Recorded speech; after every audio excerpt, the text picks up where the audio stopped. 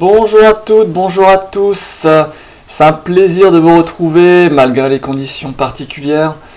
J'espère que vous êtes en forme, j'espère que vous allez bien. En tout cas, moi je suis en pleine forme, en pleine santé et je fais tout pour que ça continue ainsi.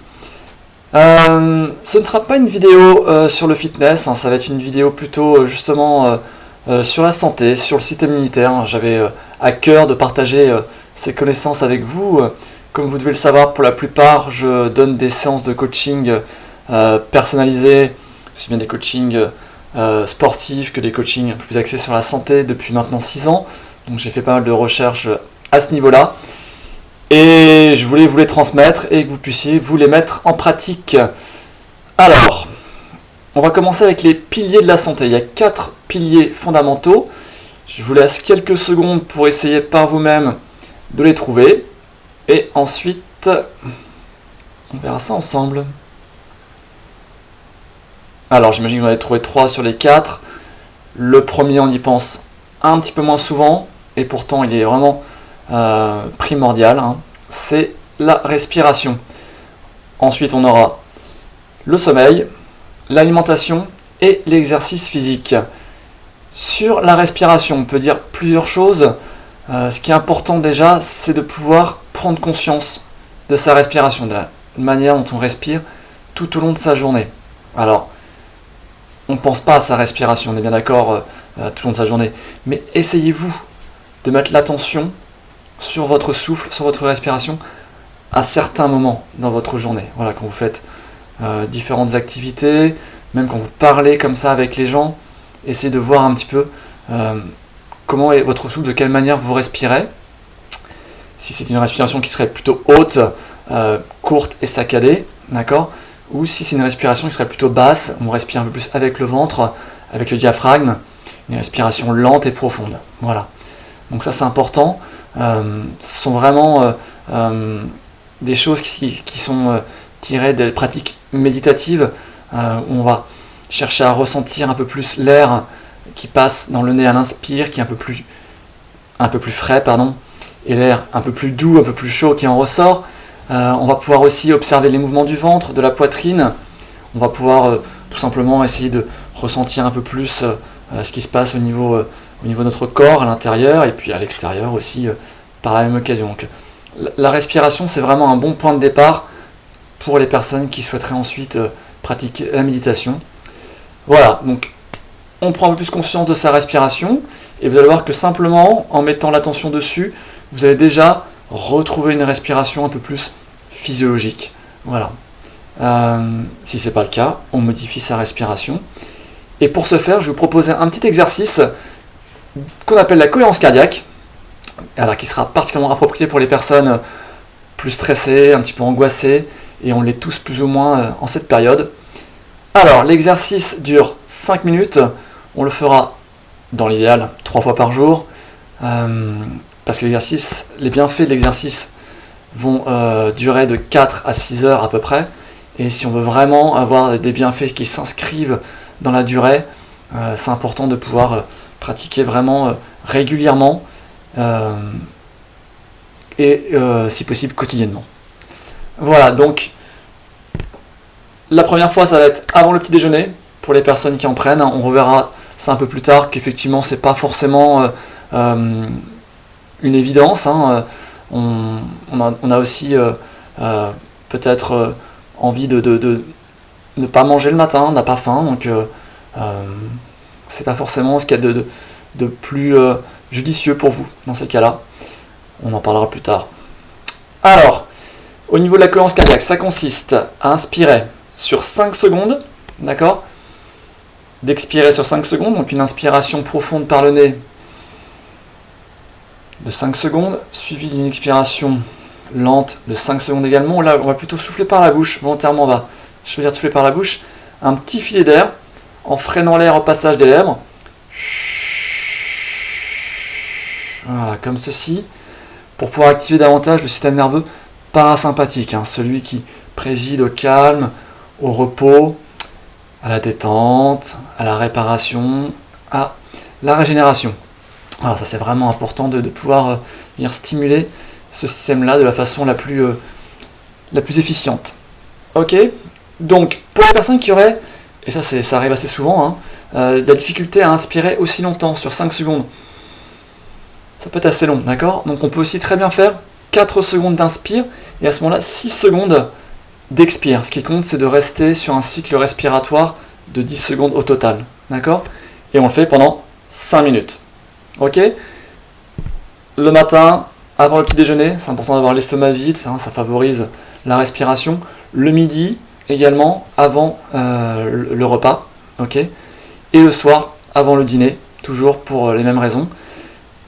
Pour les personnes qui auraient quelques difficultés d'endormissement, une qualité de sommeil qui n'est pas forcément au rendez-vous, des insomnies, etc., je vous propose également de rajouter une 4e cohérence cardiaque le soir avant de vous coucher. D'accord? Donc au final, cet exercice par jour va prendre 15 à 20 minutes. Ok?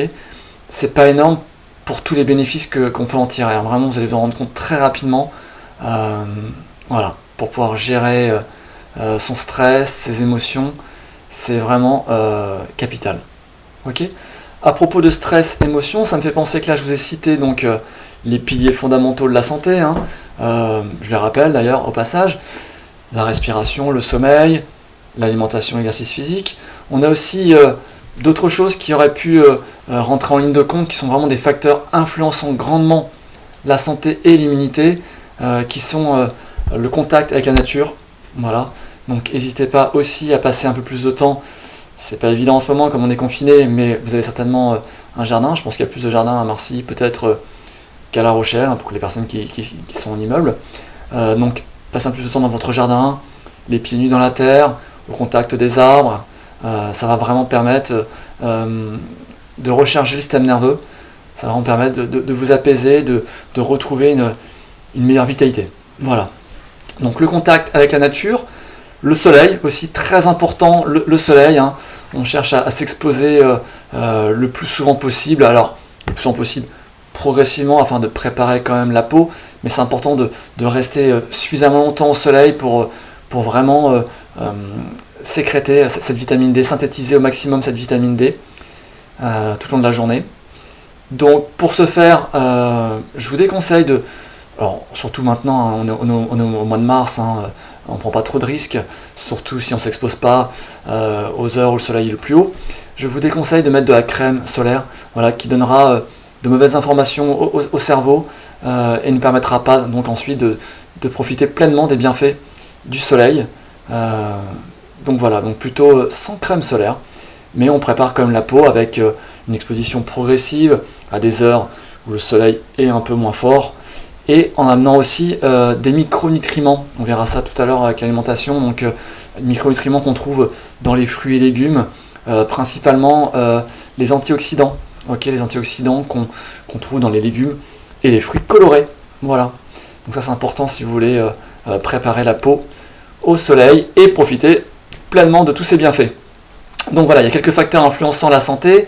Je vous ai parlé du contact avec la nature, je vous ai parlé du soleil, je voudrais vous parler aussi du lien social. Donc ça c'est vraiment très important. On se rend compte, surtout en ce moment, maintenant qu'on est un peu privé, du besoin qu'on a d'aller vers nos proches, de prendre des nouvelles, de rester vraiment en contact avec eux. Voilà, donc ça c'est important de pouvoir conserver ce lien avec nos proches, d'avoir des relations de qualité avec les personnes qu'on côtoie, et puis essayer au contraire de s'éloigner de relations toxiques, celles qui nous mettent pas très à l'aise, celles qui nous dérangent et qui ont au contraire un effet du coup négatif sur l'organisme. Voilà. Donc ça c'était pour le lien social.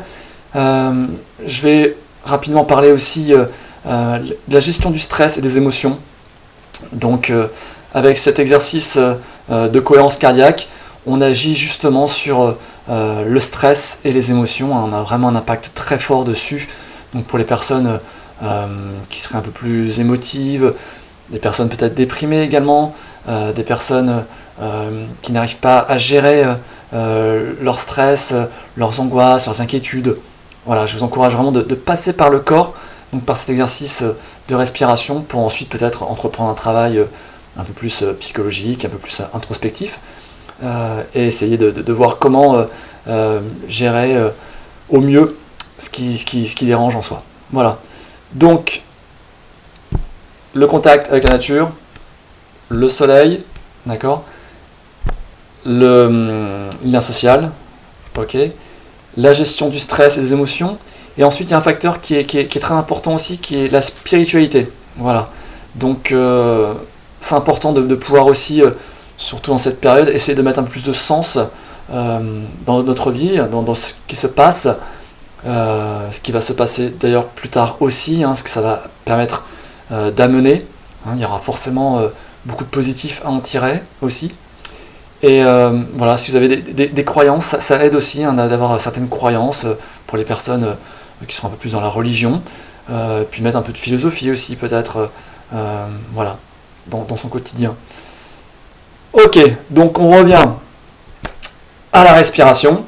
Donc j'ai parlé de la prise de conscience tout au long de sa journée, j'ai parlé de la cohérence cardiaque, et cette respiration va nous permettre aussi d'améliorer grandement la qualité de notre sommeil, qui sera donc le deuxième pilier qu'on va pouvoir aborder ensemble. Le sommeil, alors voilà, il faut quand même savoir que dès le lever du matin, dès qu'on sort de son lit, on va prédisposer la qualité de la nuit qui va suivre la qualité de son sommeil. Donc c'est important de pouvoir, pour régler les cycles circadiens, s'exposer ou simplement prendre la lumière naturelle le plus tôt possible, voilà, donner encore une fois une bonne information, un bon message au cerveau, et donc enclencher de bons rythmes biologiques. Voilà, donc ça c'est pour ensuite favoriser l'endormissement et favoriser donc la sécrétion de mélatonine une fois que le soleil est couché et une fois qu'on a abaissé l'intensité lumineuse chez soi aussi. Donc il y a quelques conditions qui favorisent l'endormissement, la qualité du sommeil. C'est donc également celle-ci, le fait d'abaisser l'intensité lumineuse à partir d'une certaine heure, le fait de couper les écrans, que ce soit l'écran d'ordinateur, téléphone portable, même la télévision. Voilà, on va essayer de couper les écrans au moins 2 heures avant d'aller se coucher. Il y a également le fait de manger un peu plus léger le soir et puis un peu plus tôt, voilà, histoire de ne pas être gêné par la digestion pendant sa nuit. On va aussi chercher à rafraîchir un petit peu les pièces de vie. C'est important de pouvoir refaire descendre la température corporelle le soir avant d'aller se coucher. On va faire en sorte d'aérer les pièces, de garder, pourquoi pas, c'est important ça, la fenêtre de la chambre ouverte, afin qu'il y ait une circulation d'air. Et voilà, et donc éliminer plus facilement le CO2, les toxines pendant la nuit, ne pas être gêné par tout ça. Pour le sommeil, voilà, donc j'ai parlé de l'intensité lumineuse, j'ai parlé des écrans, on peut aussi au passage parler des ondes électromagnétiques, donc on coupe le Wi-Fi, on coupe le téléphone portable aussi pendant la nuit. J'ai parlé donc le fait d'avoir le dernier repas qui soit à distance, qui soit quand même assez loin du moment où on va aller se coucher pour pas que la digestion entrave la qualité du sommeil. J'ai parlé également le fait de rafraîchir les pièces de vie, d'aérer la chambre, de garder si possible la fenêtre de la chambre ouverte. Et aussi, je voudrais vous parler des activités qu'on peut faire, qu'on est censé faire avant d'aller se coucher. On ne va pas trop se stimuler, d'accord, mais plutôt avoir des activités de détente, comme la lecture, comme la relaxation. Ça peut être des exercices de respiration, un petit peu comme on a vu juste avant, la cohérence cardiaque est particulièrement appropriée pour ça. Pourquoi pas de la méditation. Voilà, je vous encourage aussi à vous intéresser à la méditation. Voilà, du yoga, du stretching, il y a pas mal de choses qu'on peut faire comme ça avant d'aller se coucher. Ok. Ça c'était pour le sommeil. Maintenant, le troisième pilier, c'est l'alimentation. Alors sur l'alimentation, il y a énormément de choses à dire. Je vais essayer d'aller tout de suite à l'essentiel, de faire assez court, ok, et vous dire que déjà dans un premier temps, avant de parler de la qualité des aliments, avant de parler des apports nutritionnels, etc., de ce qui est préférable de manger, et puis ce qui est préférable ne pas manger ou de limiter. Je voudrais vous dire quand même que c'est important de pouvoir manger moins et moins souvent surtout. Voilà, on a tendance à manger trop souvent. 2 repas par jour, c'est amplement suffisant. Donc, sauf pour les personnes qui ont vraiment une activité physique soutenue tout au long de la journée ou qui travaillent dans le froid, donc qui ont besoin d'un apport énergétique plus important. Sinon, vraiment, essayez. Commencez déjà par expérimenter. Je ne vous dis pas de suivre à la lettre tous mes conseils. Vous voyez si ça vous convient, mais essayez de manger cette fois que 2 fois par jour. Donc, je vous ai parlé rapidement du petit déjeuner tout à l'heure. Peut-être sauter le petit déjeuner. Il faut quand même savoir qu'une digestion complète dure 12 heures. Donc une fois qu'on a terminé le repas de la veille au soir, c'est bien de pouvoir peut-être reprendre un prochain repas 12 heures plus loin pour que là on puisse totalement digérer, assimiler les nutriments des aliments qu'on a ingérés. Et donc ne pas à nouveau encrasser l'organisme, lui permettre, parce qu'il se nettoie pendant la nuit, l'organisme, le système digestif fait son travail, et ensuite on élimine au matin, donc lui permettre de pouvoir plus facilement éliminer les toxines, les déchets de ce qu'on a emmagasiné par l'alimentation, par le stress, etc. etc. Ok. Donc ça c'était pour aborder le jeûne intermittent. Donc je voulais vous parler de jeûne intermittent. Simplement, c'est le fait de pouvoir avoir un temps de repos digestif un peu plus long. Donc on a dit qu'une digestion complète durera à peu près 12 heures. Ça dépend de ce qu'on mange, ça dépend de certaines personnes, ça peut être des fois un peu plus long aussi. Donc le jeûne intermittent va être intéressant à partir de 14 heures. Okay. Dans l'idéal, on va essayer d'avoir un repos de plutôt 16 heures de jeûne. D'accord, 16 heures d'abstinence. Pour effectivement reposer totalement le système digestif et lui permettre d'être plus performant, lui permettre de mieux digérer ensuite ce qui va venir, d'avoir une vraie sensation de faim. Ça c'est quelque chose qu'on perd aussi un petit peu au fur et à mesure. C'est vraiment ce réflexe de se dire ok, est-ce que là je mange par faim ou par habitude, ou voire même pour gérer une émotion, pour calmer une émotion, ou simplement parce qu'on est tenté, voilà, et ça n'a pas du tout les mêmes effets, mais pas du tout les mêmes effets sur l'organisme. Donc je vous conseille, je vous encourage à manger vraiment par faim, et puis à garder aussi quand même du plaisir, bien entendu, quand vous mangez, mais cherchez avant tout à espacer vos repas, à ne pas grignoter, et à ne pas non plus vous remplir complètement le ventre. Gardez toujours une légère sensation de faim à la fin de votre repas. Ok, concernant maintenant la qualité des aliments, il y a des produits à éviter, vraiment totalement à éviter. Ce sont les produits transformés, les produits industriels, qui apportent très peu de nutriments et qui malheureusement contiennent énormément d'additifs, de perturbateurs endocriniens, de produits chimiques qui vont venir entraver le bon fonctionnement du corps, qui vont venir acidifier, oxyder le corps, et c'est tout ce qu'on n'a vraiment pas besoin en ce moment. Voilà. Donc on évite les produits transformés, le sucre aussi, le sucre raffiné, ça c'est pareil, ça c'est vraiment quelque chose qui crée tellement de maladies aujourd'hui, de pathologies chroniques, etc., de problèmes de surpoids, de diabète, problèmes cardiovasculaires, problèmes en tout genre, réellement. Vraiment, le sucre, c'est quelque chose qu'il faut prendre vraiment avec des pincettes, et on va plutôt utiliser des sucres complets, du sucre tiré des fruits aussi à ce moment-là. Voilà. Ensuite, il y a plutôt des aliments qu'il va falloir favoriser, manger en abondance. Donc on va parler des fruits et légumes, bien sûr, qui ont un apport micronutritionnel très important, des vitamines, des minéraux, des antioxydants. Voilà, on a parlé pour le soleil, des antioxydants. Donc je vous conseille de manger des fruits et légumes bio de préférence, locaux, d'accord, si possible en crudité. Ça va dépendre aussi de votre capacité à digérer les crudités, mais si vous n'avez aucune difficulté à digérer les crudités, en sachant toujours que ce soit les crudités ou n'importe quel aliment, on pense à bien mastiquer, bien à saliver les aliments, la façon dont on va manger aussi est presque aussi importante que ce qu'on mange l'aliment qu'on souhaite manger.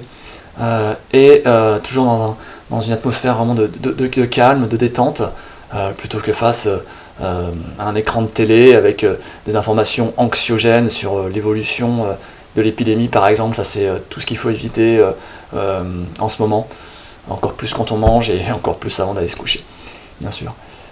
Voilà, donc ça c'était pour les fruits et légumes. Pour les personnes qui auraient plus de difficultés à digérer les crudités, hein, ça arrive, hein, on va choisir des modes de cuisson doux qui préservent hein, ces minéraux, ces vitamines.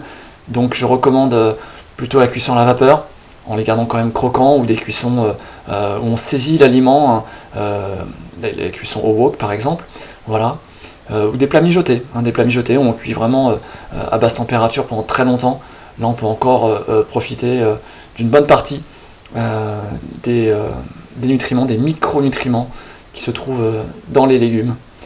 Voilà, donc ça c'était pour parler des fruits et des légumes. Maintenant il y a aussi d'autres familles d'aliments à privilégier. Voilà, ça va être les bonnes graisses, hein, les bonnes graisses, celles qui apportent des oméga 3. Oméga 3 qu'on va trouver dans les poissons gras, les poissons d'eau de mer, donc en prenant plutôt des petits poissons, hein, des petits poissons qui sont au début de la chaîne alimentaire, pour éviter d'avoir aussi à subir malheureusement la toxicité des métaux lourds, hein. Voilà, ça c'est important aussi. Donc plutôt des petits poissons gras d'eau de mer, on va avoir le maquereau, on va avoir la sardine, le hareng, voilà, il y en a quand même quelques-uns. On trouve donc les oméga 3 dans les petits poissons ou les gros poissons d'eau de mer, d'accord, les poissons gras. On les trouve également dans certaines graines, hein, les graines de lin principalement. On va les trouver dans les graines de chia, qui sont un peu moins connues, les graines de chanvre aussi, dans des bonnes huiles, donc aussi les huiles de lin, des huiles de colza, hein, une huile qui est pas très chère, et qui apporte beaucoup de bonnes choses, les huiles de noix, les huiles de chanvre également. Voilà, donc ça c'est des bons produits où on n'hésite pas tous les jours à avoir un apport conséquent, et si c'est pas le cas, on peut se supplémenter en gélules d'oméga 3, voilà, donc c'est vraiment le complément alimentaire que je recommande pour n'importe qui, hein. Il faut savoir qu'on a tous un ratio oméga 3, donc les bonnes graisses qui vont permettre au corps de ne pas subir l'inflammation, qui sont dites donc anti-inflammatoires, et on a tous un ratio qui est malheureusement pas très bien équilibré, qui est dans le mauvais sens, hein, qui est plus en excès d'aliments pro-inflammatoires, donc d'oméga 6. Donc on va essayer de rétablir cette balance avec, pourquoi pas, une supplémentation en oméga 3. Voilà, petite parenthèse. Il reste aussi à parler de la viande rapidement. On va éviter de manger trop de viande, on évite de manger de la viande tous les jours, et puis surtout on va mettre l'accent sur une viande de qualité, hein. Voilà, on peut connaître comme la traçabilité de la viande, savoir ce qu'elle a mangé, hein. Éviter d'être contaminé aussi par ce qu'on peut manger. Voilà, donc ça c'était pour la viande.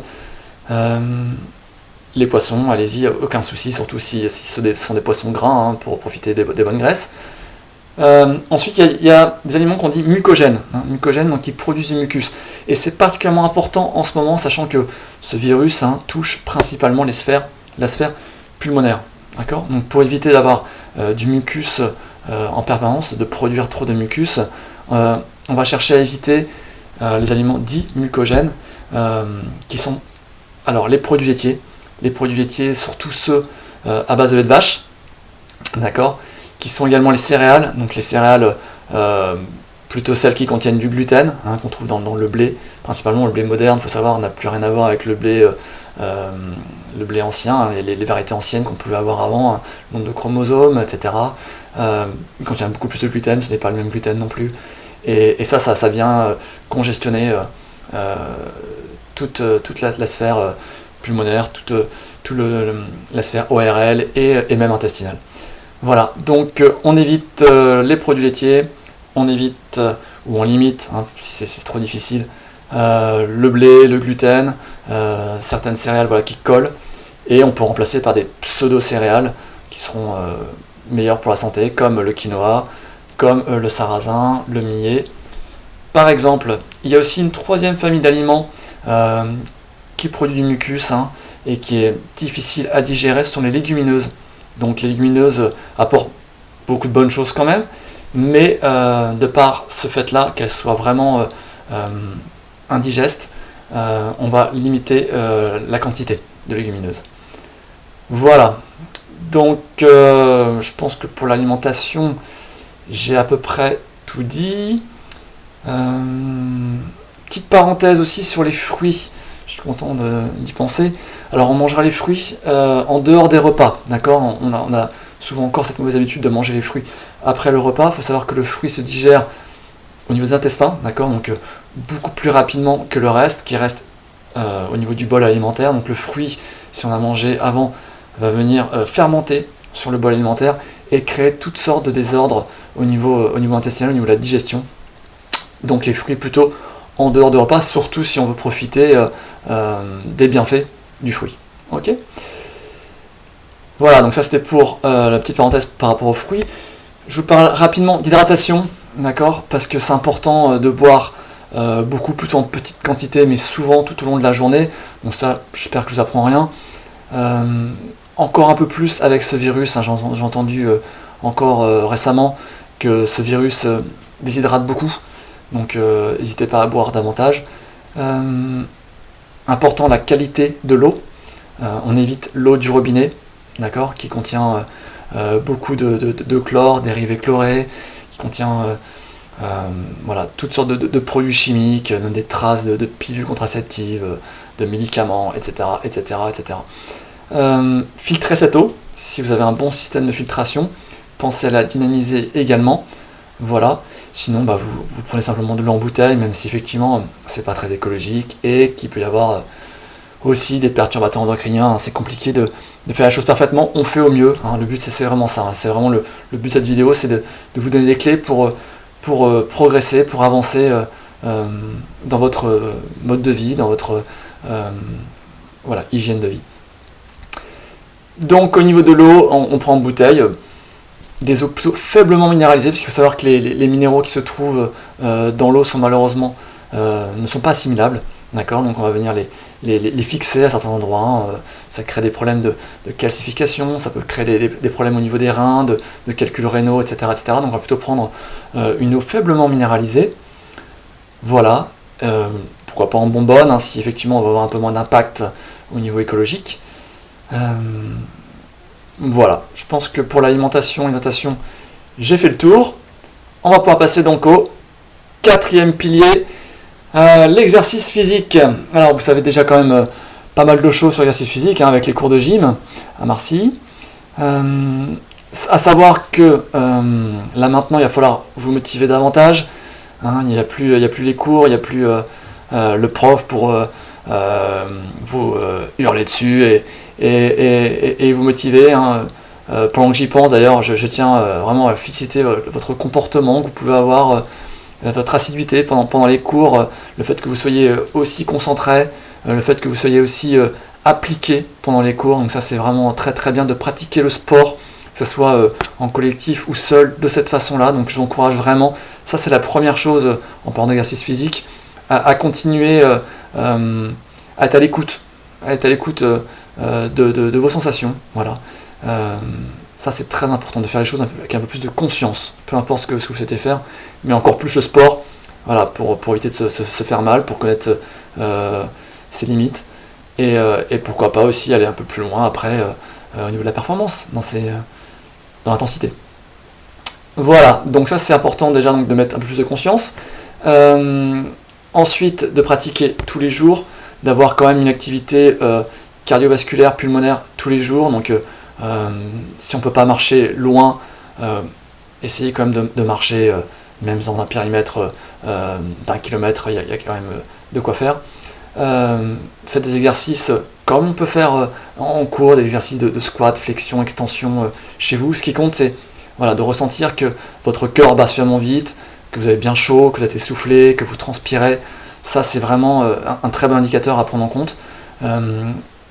Donc, important d'avoir des séances à dominante cardio, des séances à dominante renfo, où on va chercher à renforcer un peu plus la musculature profonde. Vous connaissez les exercices de gainage, statique, dynamique, ceux qui sont un peu plus issus de la méthode Pilates, que je vous ai aussi présenté. Les exercices de posture, ça c'est des choses qu'on peut faire en permanence. Déjà se tenir droit, s'autograndir. Voilà, faire attention à la position assise, de ne pas rester trop longtemps en position assise. À la fin de cette vidéo, je vais quand même aller marcher un petit peu dehors, faire quelques mouvements dehors. Voilà, parce que on sent que pour le dos et pour le bassin, c'est vraiment pas bon de rester trop longtemps assis sur une chaise. Donc, dominante cardio, dominante renfo, et puis aussi après, beaucoup de mobilité. Donc, essayez d'entretenir au maximum la mobilité du corps, restez en mouvement, restez actif le plus longtemps possible. Faites des mouvements d'ouverture de cage, des mouvements de rotation, voilà, tout au long de votre journée. Ça va favoriser aussi la respiration et vous protéger aussi. Là, je fais une vidéo un petit peu spécifique sur ce virus-là. Peut-être qu'il y en aura d'autres après sur d'autres pathologies, d'autres thèmes si vous le souhaitez. Voilà, donc cherchez vraiment à ouvrir cette cage thoracique, à faire en sorte d'optimiser votre capacité à bien respirer, à bien vous oxygéner.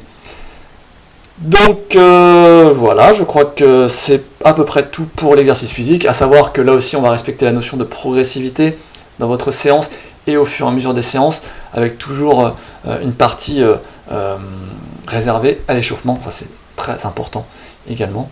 On va rechercher les amplitudes progressivement, aller un peu plus loin dans les amplitudes au fur et à mesure pour bien préparer le corps. Voilà, là je pense que j'ai fait le tour pour les 4 piliers fondamentaux de la santé. Maintenant, on va pouvoir, pour les personnes qui sont encore là, j'espère que vous êtes toujours face à votre écran, que j'ai réussi à garder votre attention jusqu'à maintenant. Pour les personnes qui souhaiteraient être un petit peu plus loin et renforcer le corps, augmenter vraiment les défenses immunitaires, je souhaiterais vous parler de la loi de l'Hormèse. Donc la loi de l'Hormèse, je vais vous donner une définition rapidement, mais quand on parle d'inconfort, donc sortir de sa zone de confort, trouver du confort dans l'inconfort, quand on dit tout ce qui ne tue pas renforce, c'est parce qu'effectivement on crée les conditions favorables pour ensuite que le corps puisse s'adapter, puisse se renforcer plus facilement. Alors, je mets une petite gorgée quand même. Au passage. Voilà, donc petite définition, c'est ma définition de la loi de l'Hormèse. Je dirais que tout stress court et intense, d'accord, à la limite de sa capacité adaptative. Donc quand je dis tout stress, ça montre bien que le stress peut être bénéfique pour la santé, à condition de l'utiliser à bon escient. Tout stress court et intense à la limite de sa capacité adaptative, s'il est suivi d'un repos quantitatif et qualitatif, permet d'améliorer sa capacité adaptative.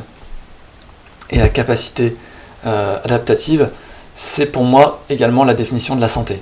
Le fait de pouvoir faire face aux imprévus, le fait de pouvoir s'adapter à n'importe quelle situation, le fait de pouvoir, quand il fait un peu plus froid dehors ou un peu plus chaud, ne pas être trop dérangé, trop gêné, et finalement mieux vivre aussi. Si on renforce le corps, si on renforce l'esprit, on se rend compte que voilà, il y a plus de difficultés insurmontables, et il va y en avoir dans les temps à venir des difficultés, ne serait-ce que par rapport à l'environnement qui devient de plus en plus hostile, par rapport aux conditions climatiques qui vont devenir de plus en plus difficiles, des canicules qui vont être un peu plus longues, toutes sortes, peut-être, voilà, sans entrer dans les détails de catastrophes, où il va falloir que nous soyons capables de répondre voilà, favorablement à ce stress, à tous ces stress. Ok, donc rien de mieux que de préparer le corps pour ça. On prépare le corps, on prépare aussi le mental, l'esprit. Et je vais vous parler de 4 portes d'entrée. 4 portes d'entrée pour pouvoir bénéficier des bienfaits de la loi de l'Hormèse. Alors, la première porte d'entrée, ça va être l'exposition au froid ou au chaud. Donc, dans le froid, il y a plusieurs façons de pouvoir se renforcer et de commencer déjà à expérimenter ce que peut apporter le froid. La première chose, je vous encourage déjà à moins chauffer chez vous, faire en sorte qu'effectivement votre corps puisse s'adapter aussi à des températures qui soient différentes, ne pas l'habituer à des températures trop élevées, trop confortables. Il faut aussi un petit peu d'inconfort par moment. Et donc voilà, donc peut-être se couvrir un petit peu moins. On me demande souvent pourquoi est-ce que je suis en short toute l'année.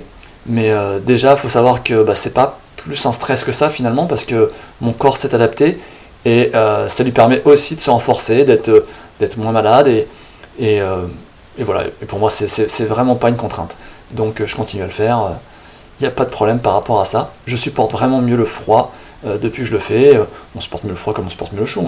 Voilà. Tout le corps va pouvoir s'adapter. Toutes les fonctions du corps vont être améliorées. Donc je vous ai parlé du fait simplement de rafraîchir son intérieur, de se dévêtir un peu plus. Là aujourd'hui par exemple il fait un peu plus froid, le vent est vraiment glacial. De pourquoi pas être en short, en t-shirt et faire quelques mouvements, s'oxygéner dehors, voilà, pas forcément très longtemps. Si vous commencez à frissonner, si vous commencez à être pas bien, mal de tête peut-être, je sais pas quels pourraient être les symptômes, les indicateurs qui vous font dire que vous êtes allé un petit peu trop loin dans votre capacité adaptative, revenez au chaud, couvrez-vous, bien entendu. Voilà, ce sera les mêmes principes aussi pour la douche froide que je vous conseille si vous voulez expérimenter l'exposition au froid. Donc la douche froide, c'est pas facile, c'est un vrai stress déjà psychologique, déjà de se mettre en condition, ok, je vais aller sous la douche froide. Et c'est aussi, il faut savoir, tous ces petits stress psychologiques qui vont renforcer le mental. Donc commencer avec les pieds. Je conseillerais quand même de commencer avec l'eau la plus froide possible, plutôt que de mettre de l'eau tiède et puis abaisser progressivement la température. Commencez avec de l'eau la plus froide possible, simplement sur les pieds, et voyez comment vous réagissez au niveau des pieds. Si vous êtes capable d'aller un peu plus haut, monter jusqu'aux genoux, peut-être les cuisses, peut-être le bassin, allez-y progressivement, et jour après jour, en fonction de votre capacité, en fonction de vos sensations, tout ça va s'améliorer, tout ça va progresser, et vous allez peut-être capable de pouvoir prendre une douche froide complète, en restant au début peut-être que 30 secondes, 1 minute, et puis on voit jusqu'où on peut aller tant qu'on ne ressent pas ces frissons et cette sensation vraiment désagréable qui nous pousse à sortir rapidement de la douche. Voilà. On sent que l'eau sera toujours froide, on sent que ça va quand même être plutôt désagréable, mais par la suite, vous allez voir, le corps va rapidement se réchauffer, on laisse le corps se réchauffer à la fin de la douche froide, on ne se sèche pas tout de suite, on passe par cette phase de thermogénèse, où le corps se réchauffe de lui-même, et c'est là que tous les principes d'adaptation se mettent en place. Voilà, donc là vous allez sentir une sensation de chaleur, le corps va rougir un petit peu, on sent effectivement cette chaleur aux extrémités, on sent que la circulation est relancée, ça c'est une très bonne chose aussi. Voilà, si c'est pas le cas, c'est peut-être que si vous continuez à avoir froid après cette douche froide, que vous êtes allé un petit peu trop loin déjà, donc revenez en arrière la fois suivante, restez moins longtemps, ou alors immergez moins de parties du corps peut-être. Voilà, donc douche froide, on se dévêtit, on chauffe un petit peu moins chez soi, ou alors on peut carrément aller jusqu'au, si vous avez une baignoire, les bains froids, un bain qui peut être presque glacial, à 0 degré avec des glaçons. Voilà, ça c'est pour les personnes qui auraient déjà un peu plus d'expérience dans la pratique. Ou les bains de mer, mais là c'est vrai que c'est un peu compliqué en ce moment vu qu'on est confiné de pouvoir profiter des bains de mer qui sont très très bons aussi pour la santé pour d'autres raisons, simplement par le fait que l'eau de mer apporte beaucoup de bonnes choses, beaucoup de bons minéraux aussi, simplement voilà, en se baignant simplement par le contact avec la peau. Voilà, donc pour l'exposition au froid, l'exposition au chaud rapidement qui est un peu plus facile, un peu moins confortable pour la plupart, qu'on va retrouver avec le sauna, mais il faut avoir accès à un sauna, ou alors si vous avez une baignoire, vous pouvez faire des bains hyperthermiques. Donc les bains hyperthermiques consistent à monter le plus possible la température de l'eau du bain, même peut-être pourquoi pas y verser quelques litres d'eau bouillante, d'accord, pour que l'eau soit encore un peu plus chaude. Le but ça va être de transpirer dans la baignoire, Et voilà, donc de mettre le corps, encore une fois, à rude épreuve pendant un certain temps. Tout dépend de votre capacité adaptative. Voilà pour l'exposition au froid et au chaud. Deuxième porte d'entrée de l'hormèse, le jeûne intermittent. Bon, je crois que j'ai un petit peu tout dit déjà là-dessus. Je vous encourage vraiment à expérimenter, encore une fois, progressivement et vous rendre compte que c'est pas si difficile que ça. Je vous ai parlé de sauter le petit déjeuner pour les personnes qui sont vraiment très attachées au petit déjeuner, qui ont vraiment faim au petit déjeuner. Peut-être à ce moment-là le faire dans l'autre sens, ou alors on ne mange pas le soir. Vous voyez, essayez d'avoir juste une fenêtre de 8 à 10 heures où vous mangez, et puis le reste du temps, vous mettez votre corps au repos, un repos digestif. Voilà, donc je vous encourage vraiment à l'expérimenter et voir qu'effectivement, n'ayez pas peur. Si vous ne prenez pas de petit déjeuner le matin, vous n'allez pas avoir moins d'énergie, vous allez pouvoir tenir, bien au contraire. Voilà. Ça c'est pour la deuxième porte d'entrée. Troisième porte d'entrée, on revient sur l'exercice physique, mais alors l'exercice physique un peu plus spécifique, l'exercice physique intense, qu'on appelle le HIIT, High Interval Intermittent Training. High Intensity Intermittent Training, c'est d'être ça plutôt. Alors, donc ça veut simplement dire que c'est de l'entraînement à haute intensité par intervalle. D'accord ? Donc, pour ce faire, il faut juste en fait pouvoir trouver des exercices qui soient suffisamment intenses, suffisamment cardio aussi, et puis les faire pendant un certain temps, ensuite avoir une phase de récupération qui s'ensuit, et reprendre un autre exercice, etc. Travailler en fait sous forme de circuit training, on va faire plusieurs tours. Ce qui compte, c'est vraiment de chercher à mettre le plus d'intensité dans vos exercices et adapter la récupération en fonction pour pouvoir repartir le plus tôt possible après sur un deuxième exercice. Voilà, donc ça c'est pas forcément adressé à tout le monde, il faut déjà un certain niveau, je dirais, une certaine capacité au niveau physique pour pouvoir faire ce type de méthode. Si c'est pas tout à fait du HIIT, faites des exercices intenses et pas forcément des séances très longues. Voilà, on va éviter de dépasser 30-40 minutes de séance, sinon on n'arrivera plus à garder cette qualité dans la séance et cette intensité. Voilà pour l'exercice physique. Comme je l'ai dit tout à l'heure au niveau de la définition de l'hormèse, très important d'avoir une bonne récupération, d'optimiser sa récupération pour profiter pleinement de la phase anabolique de ces séances de sport. Donc on va avoir une bonne alimentation, bien recharger le corps avec du bon carburant. On va faire en sorte de masser, pourquoi pas le corps. On va faire en sorte de s'étirer tranquillement, voilà, de marcher un petit peu, de rester en mouvement. Ça, c'est une récupération active, tout ça. Voilà. Quatrième et dernière porte d'entrée, la respiration.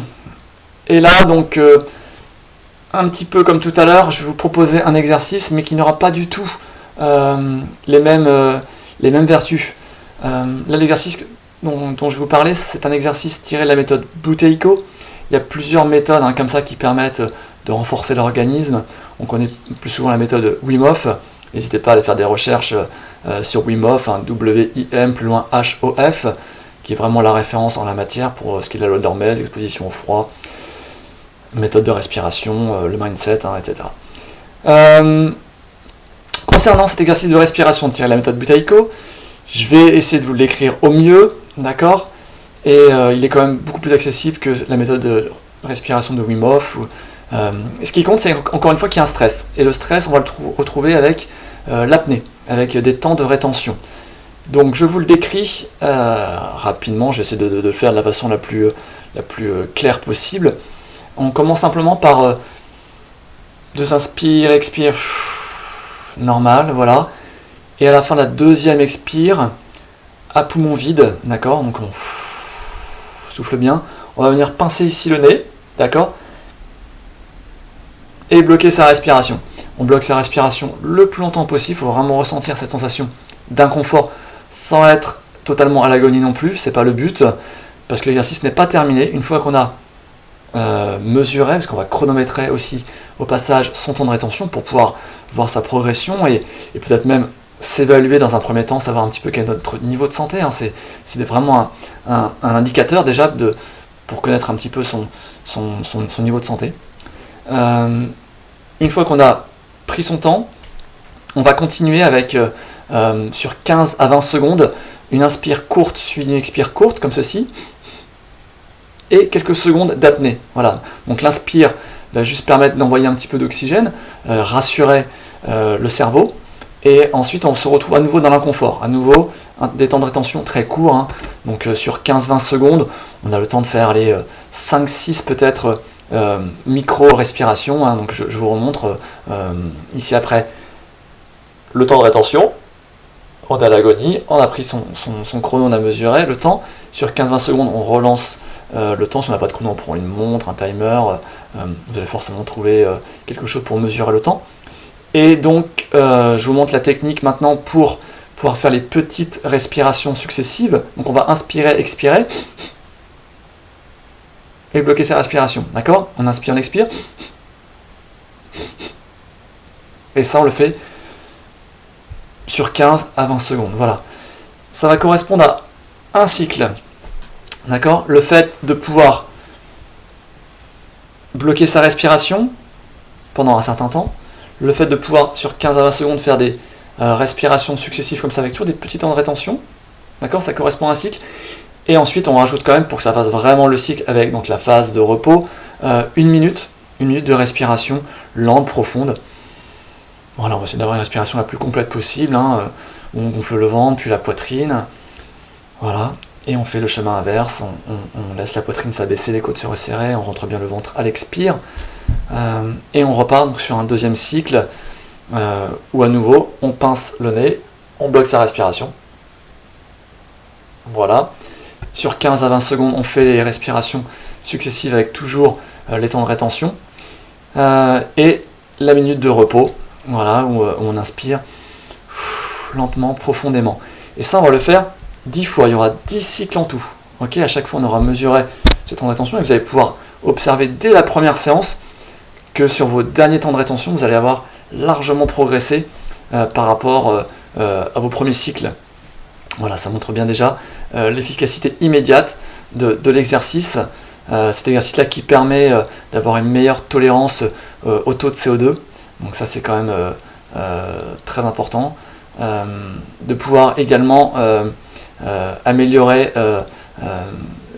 le taux de globules rouges dans le sang, voilà, donc qui sont les transporteurs de l'oxygène. Tout ça pour avoir une meilleure santé et augmenter ses performances. Voilà, je pense que j'ai à peu près tout dit. Enfin tout dit, il y a tellement d'autres choses à dire, mais on s'en sortirait plus. J'espère que vous êtes allés jusqu'au bout de la vidéo.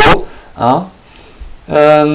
N'hésitez pas, parce que cette vidéo sera donc sur YouTube, dans les commentaires, à me poser vos questions, à me demander ce qui ne va pas, quand vous faites telle ou telle pratique, à me dire aussi ce que vous n'avez pas compris, hein, si vous voulez que je réexplique.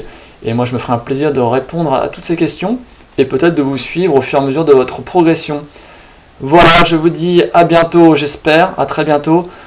Prenez soin de vous, et je vous encourage vraiment à mettre en pratique soit les choses fondamentales qu'on retrouve dans les piliers de la santé, soit pour les personnes qui désirent aller un peu plus loin, voilà, les choses qui permettent de renforcer le corps grâce à l'hormèse. A bientôt, bonne soirée à vous si vous êtes en soirée, bonne journée si c'est le matin que vous regardez la vidéo. Voilà, au revoir.